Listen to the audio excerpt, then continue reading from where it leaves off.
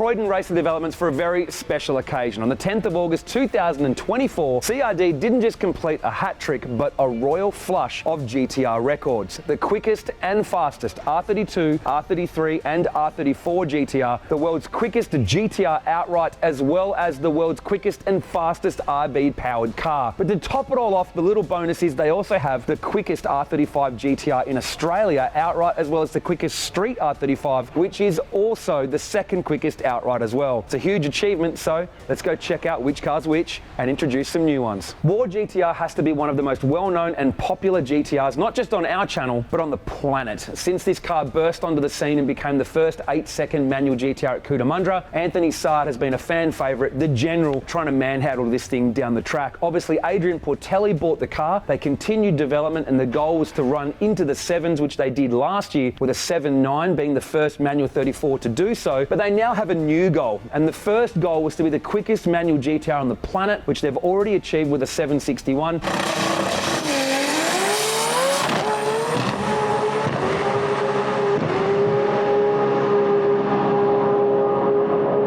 The real goal for this car is to go into the 6s and become one of the quickest manual cars on the planet, period. So what's changed on the car? Well, the combination is fairly the same. You already saw the new carbon fiber Z-Tune front end this car got last year, but this latest setup is still a billet block, RB32 Nitto stroker, CRD race ported head, but the main change is the Pro mod has gone from being an 88 to a 98mm. They've switched to methanol. It still has the Samsonite 5-speed transmission, but now uses a slider clutch, and that's what they've been working on, is the setup of that slider clutch, which is what's really needed at this power level and performance level. It's still a big heavy car, it's still got a full interior, so watching it do 761, it's insane, and we can't wait to see this car go even quicker. Behind me, 3 record holders. In the middle is Pete's RH6 R33 GT-R. This is the quickest and fastest R33 GT-R on the planet and has gone well into the 6s.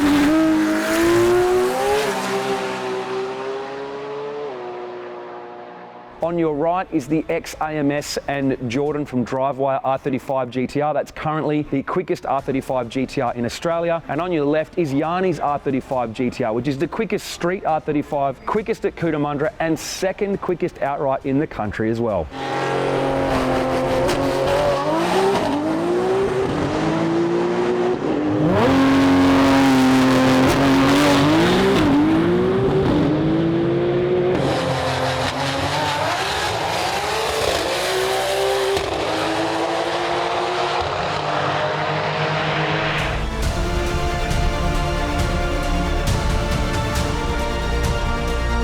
Now I'd like to introduce you to the latest member of the CRD Record Holders Club, and that is Warzla.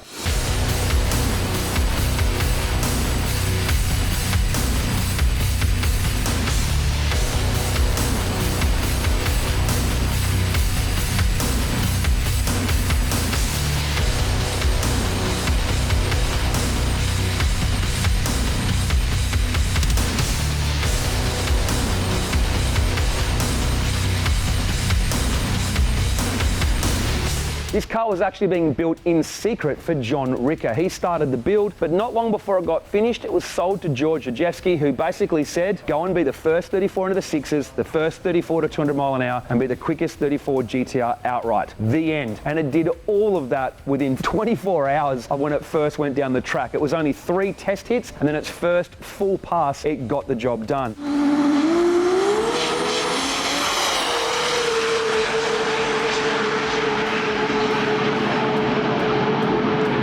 Now, what you need to remember about cars like this, it's the development by Jun 2, which is the world's quickest GT-R, that has led to these cars being able to do what they do so easily. All that development pays off, right? You got to race on Sunday, sell on Monday, and that's what CRD and Rob Margin have done with Jun 2. Rob was actually driving this as George is away, but I'm pretty sure he can't wait to get back behind the wheel. But in terms of this car, it follows the tried and proven formula. Billet block, Nitto stroker kit, CRD race ported head, Precision Pro Mod turbocharger, Motec, Turbo 400, and all of the other fruit that's been tested on Juntu is in this thing to make it essentially the best version it can be, and it proved it was straight away. Now, one thing all of these GT-R record holders have in common is dripping in platinum racing products. Almost all of these cars have the billet dry sump kit from PRP. Zeus has the two-wheel drive version. The others have the four-wheel drive version. You've got trigger kits, the cam covers, the IGN1 R35 coil pack kits, alternator brackets, alternator kits, you name it, and a PRP product is on there for all of these record holders.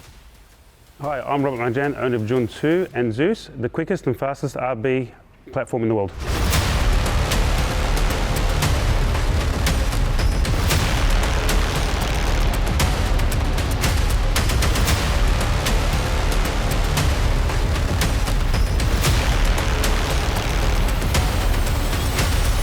Well, I think, as you know, there's no secret that the end goal is to take the #1 outright record for all imports. So the car's been out for about 12 months, and we've finally got to a point where we're over the first stepping stone, and that's the local record, the Southern Hemisphere record of 5.69 from Rod Harvey.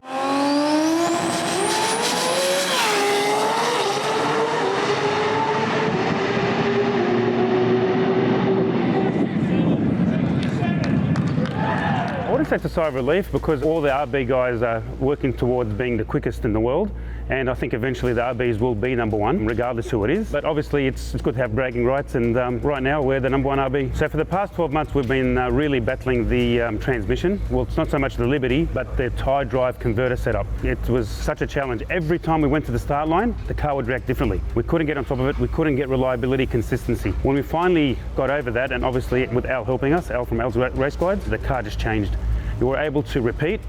Our 60 foots were identical every time. We can put in a start line, a tune-up, obviously power management, and the car just went forward very, very quickly. The support's been amazing from day one. Ever since we set out to obviously work towards and achieving the quickest import in the world, there's been a lot of local support with companies, especially PRP, with all the engine accessories, add-on parts, make things simple, they work, you know, they fit. He's continually developing, which is really what we need to be able to get ahead. Nitto, we still use their engine components. The reliability has been amazing.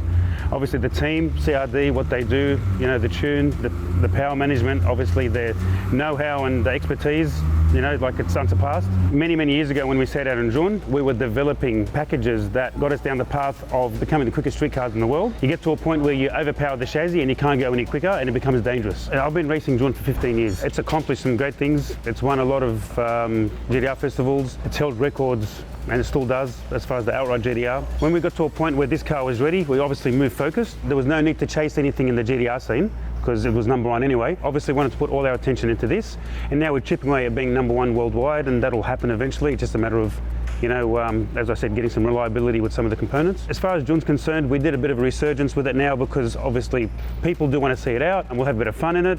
GT-R Festival USA is big for us, obviously for the shop and for the car and for the people over there. So we gave it a bit of a makeover. Obviously, if we're going to send it all the way to the US, you know, it's got to be cleaned up a little bit. It's been sitting in the corner now for the past 12 months doing nothing, maybe 2 years nearly. So yeah, we gave it a bit of a pretty up. For me, it's exciting to be able to showcase what we have done and what we do, you know, on the international scene. And what better than to take, you know, a car like Juntu to America, okay, and one, take them on, and two, showcase what us Aussies do. I think they're going to freak out because they're going to see more of a car than what they thought they would. What we've done with the car, or cars similar to this factory chassis, it's still got firewall, it's still got the radiator support, all the rest of it.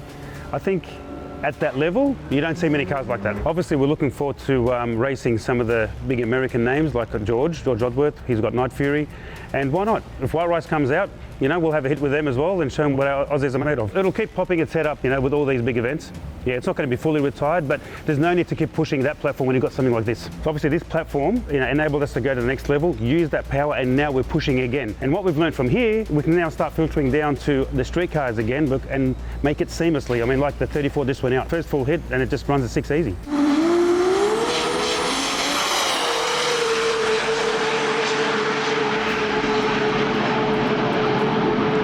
So obviously a lot of parts have been developed by, again, the company, local companies like PRP, etc. And it's given us a lot of reliability, especially with things like the billet sump. Obviously that's worked a treat. The consistency that we get with oil pressures and how it works, the strength of it, and that we filter down to the street cars. So now pretty much all our big cars and a lot of the street cars have these billet sumps.